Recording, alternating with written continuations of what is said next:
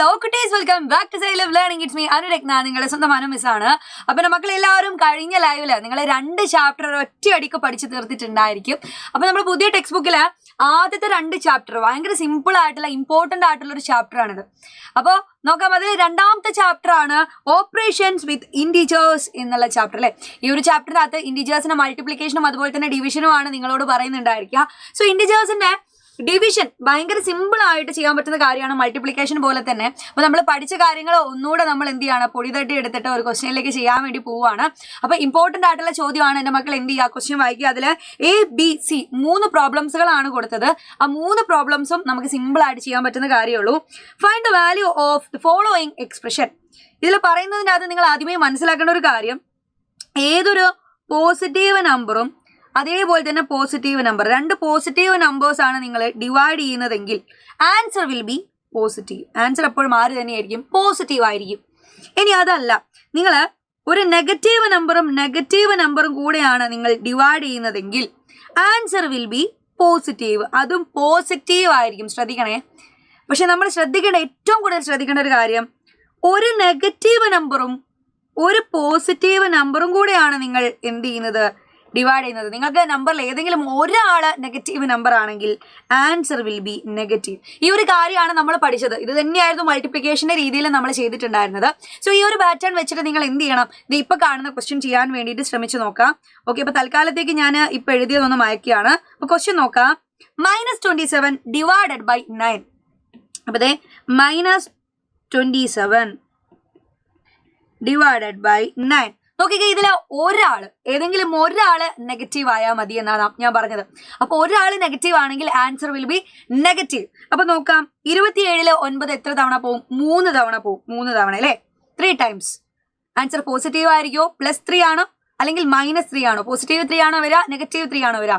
Of course അതിൽ ഒരു number negative ആയതുകൊണ്ട് തന്നെ -3 ആയിരിക്കും നിങ്ങൾക്ക് ആൻസർ ആയിട്ട് കിട്ടിയിട്ടുണ്ടാവുക. ഇതാണ് ഓപ്ഷൻ എ, ഒന്നാമത്തെ കാര്യം. രണ്ടാമത്തെ ബി ക്വസ്റ്റ്യൻ നോക്കിക്കേ, എന്താണ് ബി ക്വസ്റ്റ്യൻ വരുന്നത്? 84 ഡിവൈഡഡ് ബൈ -4. അപ്പൊ നോക്കാം, 84 ഡിവൈഡഡ് ബൈ -4.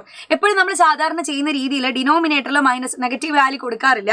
സോ ഇത് മാറ്റി നമുക്ക് എന്ത് ചെയ്യാം, ഈ നെഗറ്റീവ് മുകളിലേക്ക് ന്യൂമറേറ്ററിലേക്ക് കൊടുത്താലും അതിന്റെ വാല്യൂ ഒന്നും മാറാൻ പോകുന്നില്ല. ഏതെങ്കിലും ഒരു ഭാഗത്ത് നെഗറ്റീവ് ഉണ്ടല്ലോ. അപ്പൊ ശ്രദ്ധിക്കുക, -84/4 എന്നോ നമുക്ക് ഇതിനെ എഴുതാം കേട്ടോ. ഓക്കെ, 84 4 എത്ര ടൈംസ് പോകും? 8 4 2 തവണ, 4 1 തവണ. അപ്പൊ 21 തവണ പോകും. പക്ഷെ 21 എന്ന് പറഞ്ഞാൽ പോസിറ്റീവ് 21 ആണോ നെഗറ്റീവ് 21 ആണോ? ഓഫ് കോഴ്സ് ഒരു ഭാഗത്ത് നെഗറ്റീവ് ഉള്ളത് കൊണ്ട്, ഒരു നമ്പർ നെഗറ്റീവ് ആയതുകൊണ്ട് ആൻസറും നെഗറ്റീവ് ആയിരിക്കും. സോ -21 ആയിരിക്കും ആൻസർ ആയിട്ട് കിട്ടിയിട്ടുണ്ടായിരിക്കാം.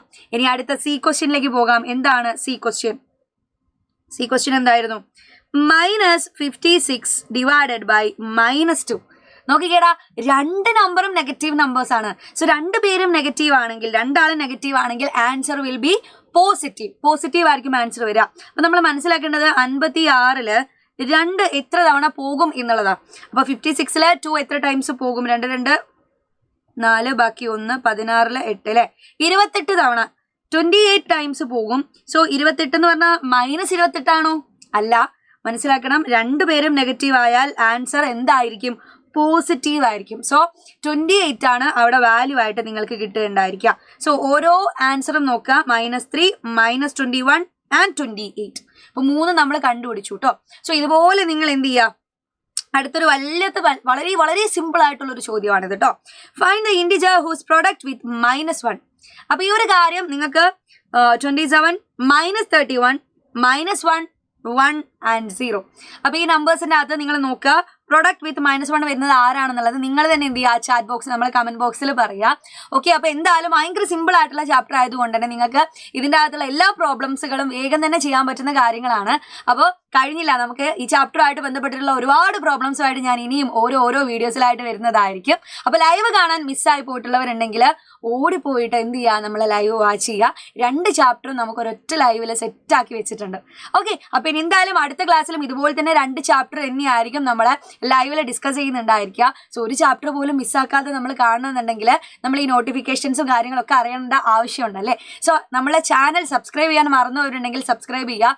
അതുപോലെ തന്നെ നമ്മുടെ വാട്സപ്പ് കമ്മ്യൂണിറ്റി ഗ്രൂപ്പിൽ ജോയിൻ ചെയ്യാൻ മറന്നവരുണ്ടെങ്കിൽ ഒന്ന് ജോയിൻ ചെയ്താൽ നമുക്ക് വേണ്ടിയിട്ടുള്ള എല്ലാ കാര്യങ്ങളും, ലൈവിൻ്റെ ഡീറ്റെയിൽസുകൾ, കുഞ്ഞു ഇതേപോലെ തന്നെ വീഡിയോസുകൾ എല്ലാം നിങ്ങൾക്ക് ലഭിക്കുന്നതായിരിക്കും. ഓക്കെ, അപ്പോൾ എന്തായാലും അടുത്തൊരു വീഡിയോയിൽ കാണുന്നത് വരെ ബൈ ബൈ, സീ യു.